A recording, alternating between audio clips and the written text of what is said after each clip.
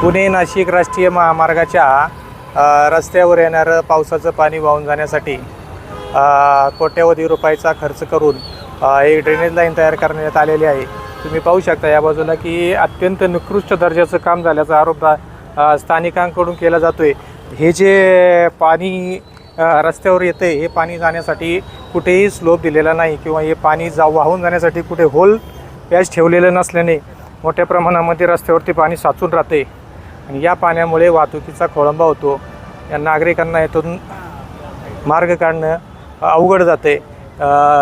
गेले कित्येक दिवसापासून हे काम संथ गतीने सुरू असल्याचा आरोपही नागरिकांनी केलेला आहे। या कामामध्ये कसल्याही प्रकारचं नियोजन नसल्याने मोठ्या प्रमाणामध्ये या नुकसानीचा सामना रस्त्याच्या लगतच्या व्यावसायिकांना होत आहे।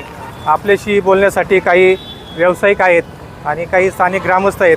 आपण त्यांच्याशी बोलूया। आपल्यासोबत काही व्यावसायिक आणि स्थानिक नागरिक आहेत। आपण त्यांच्याशी विचारूया की काय अडचण आहे या सगळी या रस्त्याची। मी रोनक गोरे स्थानिक नागरिक आहे आणि ह्या पुणे नाशिक हायवेच्या बाजूला माझा व्यवसाय आहे, हॉटेल व्यवसाय। गेले 6 महिने झाले पुणे नाशिक हायवेच्या ड्रेनेजचं काम सुरू केलं आहे। वारंवार तक्रारी केल्यानंतर ड्रेनेजचं काम सुरू झालं आहे, रस्त्याचं साईडपट्टे वाढवण्याचं काम सुरू झालं आहे आणि ते काम गेले 6 ते 7 महिने झाले एकदम संथ गतीने सुरू आहे। नागरिकांना येणाऱ्या जाणाऱ्या लोकांना इतका त्रास होतो आहे आणि आम्हाला व्यावसायिकांना एवढा त्रास होतो आहे की आज इथं तुम्ही पाहू शकता, इथं पाठीमागं अशी परिस्थिती आहे की ड्रेनेज उकरून ठेवलं आहे। त्याच्यात पुणे नाशिक हायवेच्या लगत असणारी चाकण नगर परिषदेची मोठेवाडीला जाणारी मेन लाईन फुटली गेले 2 दिवसापासून। इकडं कुणीही लक्ष द्यायला तयार नाही। ज्यांच्या हातून ती लाईन फुटली हायवेवाल्यांच्या तेही दुरुस्त करायला तयार नाही। आता चाकण नगर परिषदेच्या कर्मचाऱ्यांनी येऊन ते आता दुरुस्तीचं काम सुरू आहे आणि ते काम सुरू असताना नगर परिषदेने त्यांच्यावर ॲक्शन घेणं गरजेचं आहे असं पुणे नाशिक हायवेवाल्यांना ते असं आमचं वैयक्तिक मत आहे। स्थानिक नागरिकांना ह्या ड्रेनेजचा इतका वाईट सामना करावा लागतो आहे, ह्याच्यातून लोकांना त्रास होतो आहे। गटाराचं आणि पूर्ण मैला मिश्रित पाणी रस्त्यावर येते, वास सुटलेला आहे। गेले 3 महिने झाले एकदम भयानक परिस्थिती आहे पुणे नाशिक हायवेवरती आणि ह्याच्याकडं कोणीही लक्ष देत नाही आहे। वारंवार तक्रारी करूनसुद्धा तेवढ्यापुरती मलमपट्टी केली जाते, आलं जातं आहे, उद्या येतो परवा येतो काम करतो असं सांगितलं जातं आहे।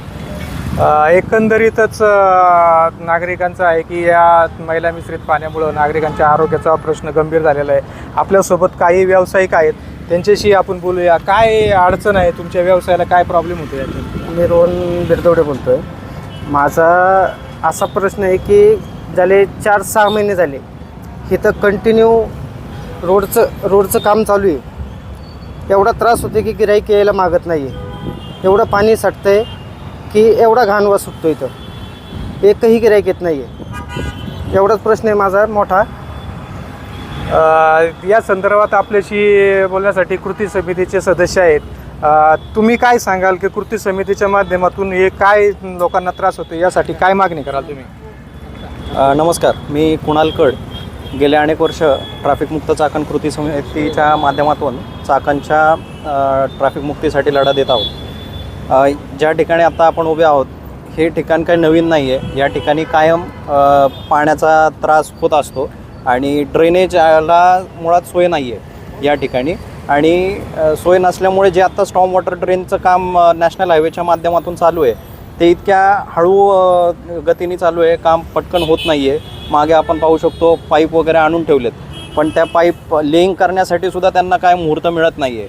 ह्या गोष्टी खूप जास्त प्रमाणात त्रासदायक अशा ठरत आहेत आणि काल परवा झालेल्या अवकाळी पावसाने हे चित्र परत आपल्याला पाहायला मिळालेलं आहे। या ठिकाणी पूर्ण मेन जो हायवे आहे national highway 60 Pune Nashik highway हा पूर्णपणे ठप्प झाला होता आणि ट्रॅफिक अगदी लांबपर्यंत गेलेलं होतं।